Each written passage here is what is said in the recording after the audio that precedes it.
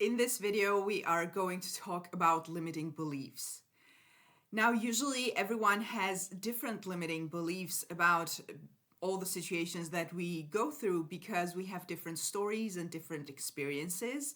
But there are a couple that are so common in the manifestation community that I really want to help you get rid of, because I know that a lot of people have those and it's keeping you stuck.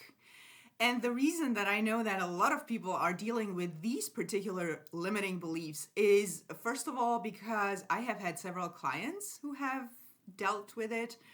I have seen your comments. I have seen it in many of your comments on my channel. And also because I myself have had these, at least one of them, and I'm going to tell you how I realized I had that and where I had got it from, which could be also your case, to be honest. So the intention of this video is really to help you understand that you don't need them, and those are just limiting beliefs that are just limiting you. And hopefully by the end of this video, you're going to see it differently. With that said, welcome to my channel. My name is Anna and I'm a manifestation coach. I teach the law of assumption as taught by Neville Goddard while keeping it simple and practical so that you can take it and apply it to your own manifestations right away. So if that's what you are looking for, you are definitely in the right place. Subscribe and stay for more. And if you happen to need any additional help with your specific manifestations, I do offer one-on-one coaching. The link is in the description box below. So usually when we talk about limiting beliefs, the focus is always on the specific situation that we are manifesting, and that is very valid. And if you find you have any limiting beliefs around the situation, of course you have to change it. It's changing the story so that you change the physical situation. That's one thing.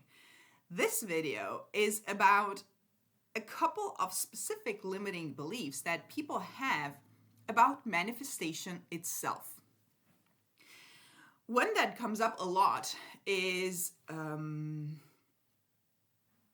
this belief that just because something feels deep-rooted and you have had that belief for a long time, it's going to take forever for you to change it.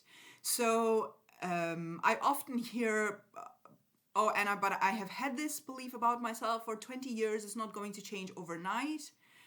First of all, why not? Second of all, if it doesn't, it's okay. We just do the work until it changes. And the second limiting belief is that it's super hard to get something from the conscious to the subconscious. Now, these, apart from it being a limiting belief that literally is making your life harder unnecessarily, it is also I think the lack of understanding how it works, how your mind works, because people who come up with stuff like that are treating the mind as the 3D. We often refer to manifestation or the mind, which has nothing to do with your physical reality, which has nothing to do with the life you have lived or the situation you are in. We take all those 3D limitations and we apply it to the mind, and it doesn't work like that. I also often hear, oh, but there's no logical reason why this can happen, or there's no earthly, that is a word, by the way, that I have read in one of the comments from a viewer, that there's no earthly reason that something like this could ever possibly happen. Your mind has nothing to do with the earth. Your mind has nothing to do with the 3D circumstances that you know or the physical reality that you know, and it doesn't work like that. Also, it has nothing to do with logic. Keep logic out of your manifestation and keep all these limitations out of manifestation.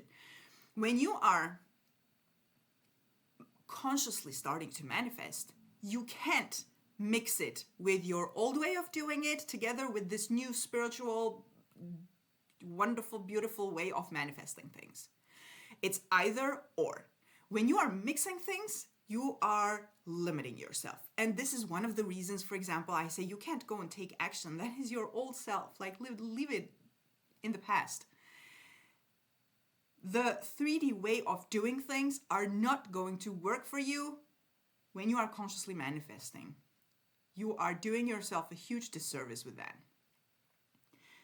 So this belief that I have this deep-rooted belief that I have believed about myself or about relationships or whatever you are manifesting for 20 years, for 50 years. So therefore, it needs to take me forever to change that belief.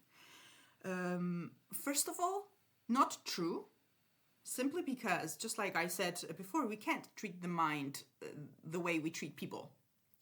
Your mind does not care for how long you have had that belief and how strongly you have believed that. Your mind, with that logic, will have to behave like an angry human being. Like, no, you've believed this for 20 years. I'm not going to accept it until you have affirmed this for at least 2 years. That's a very petty human thing that needs to really be kept out of manifestation. Your mind does not care about anything except whatever you keep telling yourself and accept as true. Let go, completely leave it really out the door, this belief that it needs to take you forever to change an old belief. And tell this to yourself. I know, of course, that it can, you literally can take this information as true, accept it as true because it serves you, and really decide that I'm not going to believe this anymore. This is not helping me. I don't need this. So this is not true. If it's not helping, you keep repeating it. Just like you do with your affirmations until it becomes true that just because something first of all, stop calling it deep-rooted. I hear this a lot. It's everywhere. Deep-rooted beliefs. It's not deep-rooted. It's just a belief. It's simply a belief. And your mind doesn't care. So start accepting the new. Start accepting the fact that it's actually easy. And the second one, the idea that it's so hard to get something from the conscious to the subconscious, this is the one that I have had to deal with for quite a long time until I realized, why am I believing this? And then I realized that when I was still learning manifestation and I was following people and listening to a lot of stuff and reading God knows how many books I have read, that I probably shouldn't have, but I didn't know back then. And people always say, and I'm sure you have heard this on YouTube a lot, that the conscious mind is the gatekeeper. It wants to keep you safe, so it does everything to not let a new idea pass into the subconscious. And having this belief, I was just sure that I would need to affirm something forever until it started to sink in. Until I actually realized, wait a minute, is this true? Because the person who has helped me with this one has been Joseph Murphy. And I realized that I have read several times in his texts that he says, really be careful of what you're listening to, who you're talking to, what you're accepting as true from the outside, because your mind is very impressionable. And I thought, if the mind is very impressionable, why would it be so hard for something to get from conscious to subconscious. The mind, all it does is getting impressed. So once you understand this, you just realize that there's no reason for me to believe this. Or if it's really hard for you to get over this belief, take it as a possibility. What if it's actually easy to impress my subconscious mind? What if it is? Make sure you don't take other people's limiting beliefs as facts. And of course, everyone is your pushed out. Everyone is your pushed out. So no matter who you're listening to is going to reflect back to you already an assumption that you already have. But make sure that you don't just believe everything, just like you shouldn't believe every single one of your negative thoughts, or any of your negative thoughts, to be honest. A lot of coaches online have their own limiting beliefs that they put out there as rules for manifestation. And I really want you to be careful with that, because this one was one of those. And I really imagined from something from these fantasy movies, or from the gatekeepers from Middle Ages or something like that really was a struggle to get one thought from conscious to subconscious. Once you let go, it becomes easier. It flows easier. Even with beliefs that you have had about yourself since childhood, you realize that it doesn't need to take you forever to change that. It's going from now to just accepting it. And again, whenever you hear someone, and coaches mostly, say, oh, you can't expect it to happen overnight, or expect anything to happen overnight, I'm always here to ask, why not? Why not?